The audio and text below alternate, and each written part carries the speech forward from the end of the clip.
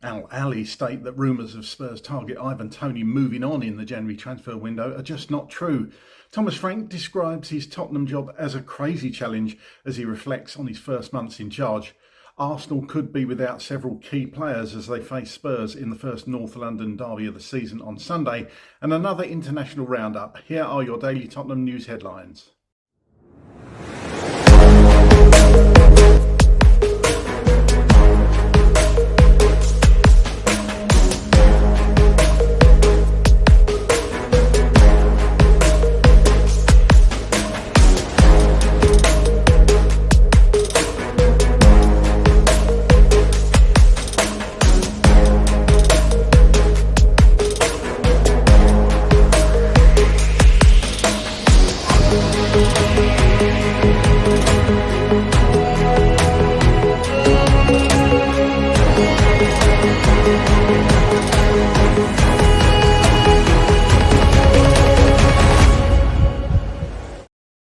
Hello, welcome back to the channel. My name's Craig and here are your daily Tottenham news headlines where I'll be going through all the latest news, rumours and reports. If you're watching on YouTube and are not already as yet subscribed to the channel, please consider doing so. Like, share and comment below. And if you're listening on an audio platform, please do hit that follow button and leave a review if you can. Okay, let's get into it. Football.London report that Al Ali have insisted that star forward Ivan Toney is not available for a move in January. The striker has been linked with several Premier League clubs, including Spurs and Everton. Despite interest in the England international, the Saudi club's hierarchy seem resolute in their stance against selling Toney. The 29-year-old made the move from Brentford to Al Ali 18 months ago and has since been in scintillating form for the Jeddah-based side. Whether Toney would be open to a return to England at this point in his career remains to be seen. A move back could potentially boost his chances of international selection ahead of next summer's World Cup. However, his prolific goal-scoring record has made him an invaluable asset to Al Ali as they continue their quest for more silverware. Sporting director Braz said, "Ivan Toney is a top player, a top striker. The rumours around his possible exit in January are not based on reality. It's just not true. We're counting on him. It makes zero sense to address this subject in November." The Standard report that Thomas Frank has described the Tottenham job as a crazy challenge as he reflected on his first months in charge. "Right now, I have a crazy job and a crazy challenge," Frank told TV2 Sport ahead of the release of his book, which is titled Thomas Frank, Diary from the Premier League, the story of Denmark's greatest coaching name. "It's so much head down, 24/7, 365 and just focusing on winning and moving things forward. This is in stark contrast to the stability Frank enjoyed for much of his 7 years at Brentford. I've repeatedly said to staff and players when speaking to larger gatherings that when we look back at our time at Brentford, it is perhaps some of the best time on our footballing careers because the atmosphere we created together between the playing squad and staff was unique," Frank said. While Frank is now in the Spurs dugout, he was close to getting the job at Manchester United and Chelsea. He had talks with two clubs on the same day in May 2024, meeting Sir Jim Ratcliffe in his garage and then interviewing with Chelsea at the Mayfair Hotel in the afternoon. United stuck with Erik ten Hag and Chelsea appointed Enzo Maresca, but the experience was one that left Frank realising how far he had come. Sitting down to talk with two of the 10 biggest clubs in world football 2 hours apart is quite unique, Frank said. Football.London report that Arsenal could be without several players as they face Spurs in the first North London derby of the season on Sunday.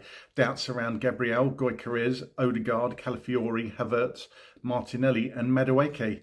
Arteta's side have won 8, drawn 2, lost just once so far in the league. Their only defeat came at Anfield against Liverpool, courtesy of a second-half free kick from Dominic Szoboszlai. João Palhinha became the latest Spurs player to secure 2026 World Cup qualification as prolific Portugal recorded a 9-1 win over Armenia.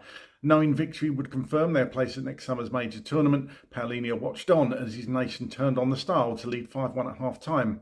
Palhinha remained an unused substitute in Porto as his country qualified for a 7th successive World Cup. Although he didn't get on the pitch, Jed Spence was in the squad for the Three Lions trip to Albania, where a record goalscorer Harry Kane took his international tally to 78 with a late brace to come away with a 2-0 win over a stubborn home side in Tirana. It was also completed a flawless qualifying campaign for England, who became the first European side this century to qualify for a major tournament with a 100% record and no goals conceded. Over to the San Siro, Milan and Vicario's nation were already guaranteed a playoff place ahead of a visit by leaders Norway, and even had the chance, albeit slim, of qualifying automatically if they pulled off a 9-goal swing. It started promisingly when Francesco Esposito gave them the lead after 11 minutes in the dominant first half, but Norway responded after the break, and goals from Antonio Nusa, 2 from Haaland and Jorgen Strand Larsen condemned the Azzurri to next year's playoff rounds in March. In the early hours of Sunday morning, Rodrigo Bentancur earned his 72nd cap as Uruguay played out a goalless draw in a friendly at one of the World Cup host nations, Mexico. The central midfielder played the full 90 minutes in Torreon.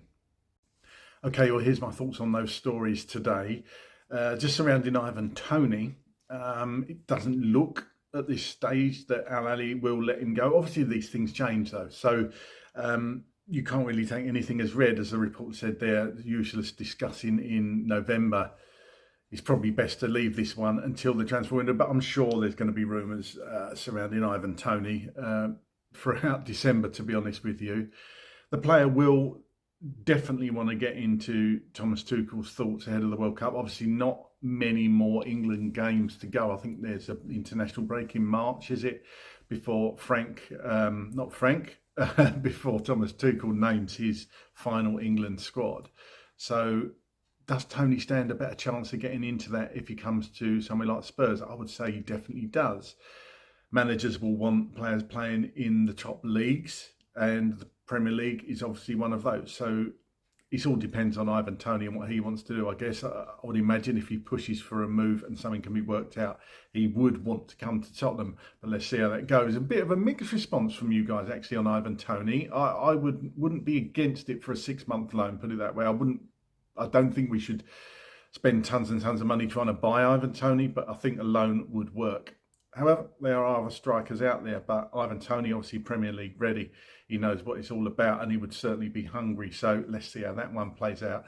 Frank's book coming out, that will be definitely an interesting read. Thomas Frank saying that it's a crazy challenge at Tottenham, and it certainly is. We all know that as Spurs fans, what the club's like and what is expected of any manager that comes to Tottenham. Obviously early days in his reign. Interesting to see that he was interviewed last year by Manchester United and Chelsea. It does make me think, why they didn't go for Thomas Frank, or perhaps they did offer him a contract and he didn't want to take up the offer. It doesn't sound like that. It sounds like they went in different directions. Obviously United stuck with their manager at the time, and Maresca put in charge of Chelsea.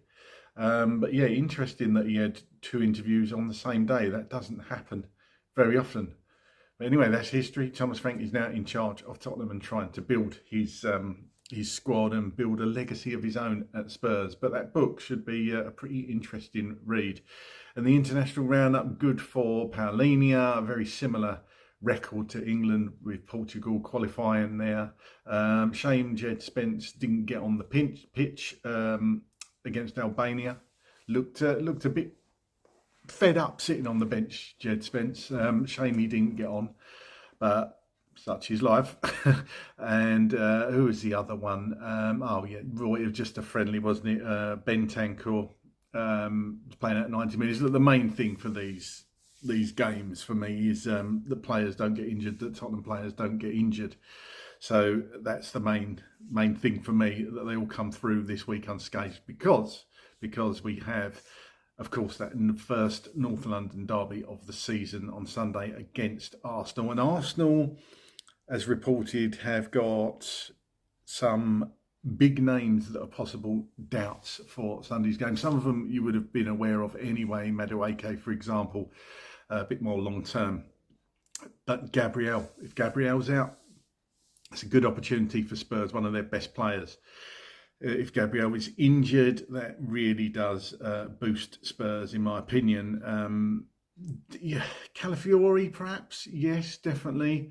Gaps in that defence. But look, Arsenal are strong all over the pitch. You only got to see Odegaard hasn't played tons and tons of football, and they seemed to manage fine without him.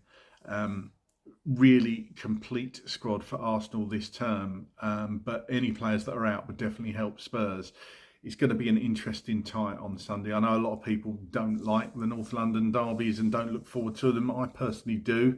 One of the highlights of the season. But the Emirates is somewhere that we've not done well, have we, over the years? So let's hope we can put that right and somehow get a win at the Emirates on Sunday.